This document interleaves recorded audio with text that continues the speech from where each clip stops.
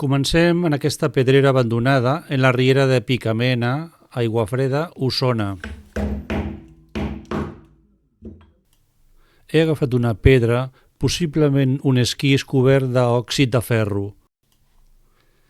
I ara es tracta de treure aquesta capa superficial d'òxid i aprofitar-la per picar-la, pulveritzar-la, fins convertir-la en una pols fineta, que es pugui utilitzar com a pigment. Li afegim goma aràbiga i procedirem a barrejar-ho fins fer una pasteta. Després afegirem aigua en aquesta pasteta i no pararem de remenar-la fins que ens quedi una pasta molt homogènia, el més fina possible, que ens pugui servir com si fos una aquarela. Serà una aquarela granulada, com ara veurem en aquesta prova. Posem aigua en el paper, posem la pintura, pulveritzem i veiem com ens queden aquests efectes molt bonics que es poden utilitzar. Abans de ficar-nos en el tema que he triat, deixeu-me dir que agafem només una miqueta d'aquesta pasta que hem fabricat, perquè és molt densa, molt espessa i l'hem de barrejar amb aigua tal com fem amb els tubs d'aquarela o amb les pastilles mateixes. Bé, a partir d'ara procedim com sempre amb l'aquarela, mullem el tros de paper que volem pintar, apliquem la pintura sobre mullat, deixem que aquesta pintura faci els seus escorriments típics amb els efectes de granulat que seran propis d'un pigment que està ple de partícules com aquest. Jo crec que es faran efectes molt macos.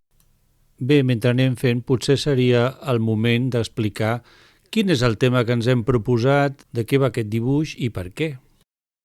Es tracta de la font de Diana, una font monumental que trobem en la Piazza Archimede de la illa Ortigia, que està pròpiament dins de la ciutat de Siracusa, Sicília. Per què aquest tema? Perquè volia fer un monocrom, de fet serà un bicrom, utilitzarem només dos tintes, el pigment fèrric que acabo d'inventar i un altre que serà un turquesa. I amb això hem de resoldre tota l'aquarela. L'escultura és un tema mitològic que representa Diana amb el seu gos, el seu arc, i com s'està transformant en font, amb dos personatges més, Aretusa i Alceo. Però aquest conjunt, que és el més important del grup escultòric, la Diana i els seus personatges, estan en el centre de la font, però en el nostre quadre no ens ocuparem d'ella, sinó que això serà una mena de fons borrós. Ens ocuparem d'una de les 4 figures que rodegen a Diana en la bassa. Vale, parem un moment per veure com aplicarem goma líquida per reservar els rajos d'aigua que hi ha al fons de la font amb els seus esquitxos. Quan estigui tot ben sec, traurem la reserva i ens quedi blanc. Seguim mullant i aplicant aquest pigment que hem inventat. Deia que ens ocupàvem d'una de les 4 figures que rodegen a Diana. Són 4 tritons, que són déus del mar, una mena de sirenes masculines, i el que estem pintant ara és la cua del tritó, que és el genet, i no a l'animal mitològic que està muntat. Són 4 animals muntats, 2 cavalls de mar i 2 pístrix, que són una mena de monstres força diversos. Aquest pístrix té una gran boca amb molts dents i una llengua que es anirà veient conforme avanci la pintura. I la cua de tritó, muntat a damunt, rodeja l'animal. Vale, ara apropem-nos a l'altre color triat per fer el bicrom, que és un cobalt turquesa clar, que fa una mica com de complementari del que havíem proposat. Bé, repeteixo que, com hem dit, tota l'estona ho hem de resoldre tot amb aquests 2 colors.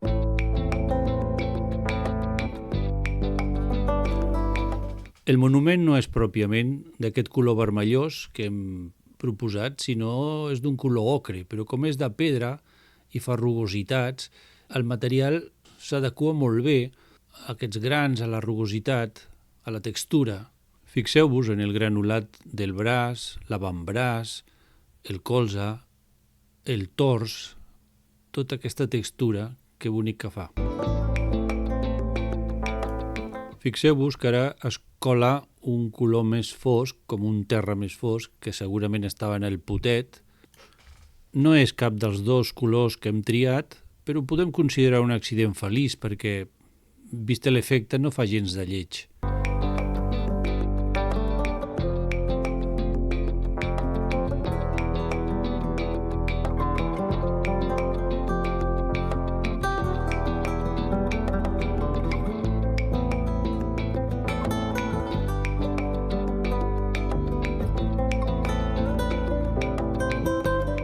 Bé, en aquest treball de les figures, tota l'estona el procediment serà el mateix: mullar el paper, aplicar pigment, deixar que s'escorri, suavitzar a vegades, pujar a vegades.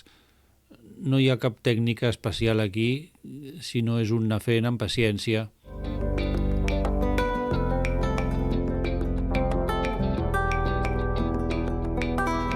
Bé, ara que la part de la boca ja està seca, anirem pujant els tons foscos amb barreja del cobalt turquesa i progressivament anirem marcant els contrastos. En aquest lloc el cobalt turquesa ha de fer la funció de fosc, però també la d'emportar o dur cap al fons les formes i així ressaltar cap a davant, no?, allò que està al seu voltant.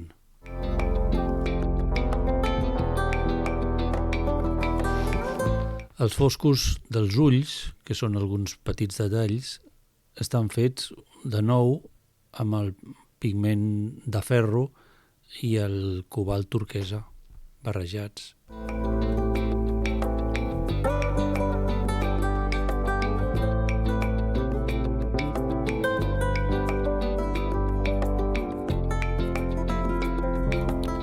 Bé, tornem aquí a la goma líquida per fer els esquitxos horitzontals sobre la superfície de l'aigua en la font i omplir també d'esquitxos al voltant dels ratxos. Bé, ara em ficaré amb el fons pròpiament el conjunt escultòric de la Diana, el gos i la resta de personatges, però serà només una taca que ha de ser forçosament vaga i de fons. Hem fet la barreja amb el ferro i l'altre color i l'apliquem molt líquida. Aquestes parts que hi ha més aigua estem insistint és per forçar el contrast amb la cua del tritó, la cua blanca. Anirem posant una mica més de material aquí. Ara un altre sistema típic quan hi ha molta aigua és anar movent el tablero, en aquest cas el paper, apliquem també alguns punts del turquesa, movem el tablero a esquerra, a dreta, fent les formes una mica, tallem pintura amb el pinzell assecat per acabar de definir algunes formes, no?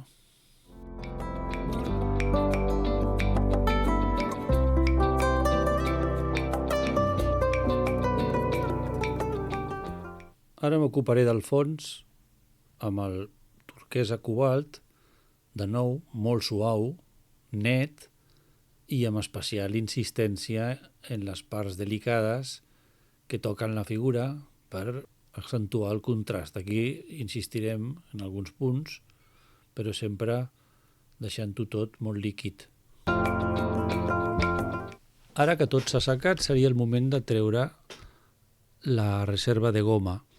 Però si us hi fixeu en la massa del fons, que em semblava massa amorfa, he dibuixat una miqueta les figures, he suggerit una mica perquè no quedés tant una espècie de pasta amorfa.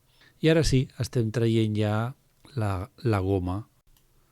Repasso les parts blanques amb tèmpera blanca, que ja no serà per tant una massa sencera, I ara ve la part de l'esquitxat, que és molt interessant. En aquest cas reservem en papers que tinguem i anem fent una sèrie d'esquitxos amb un pinzell de pèls durs. Això queda molt efectista. I tindrem ja l'obra acabada.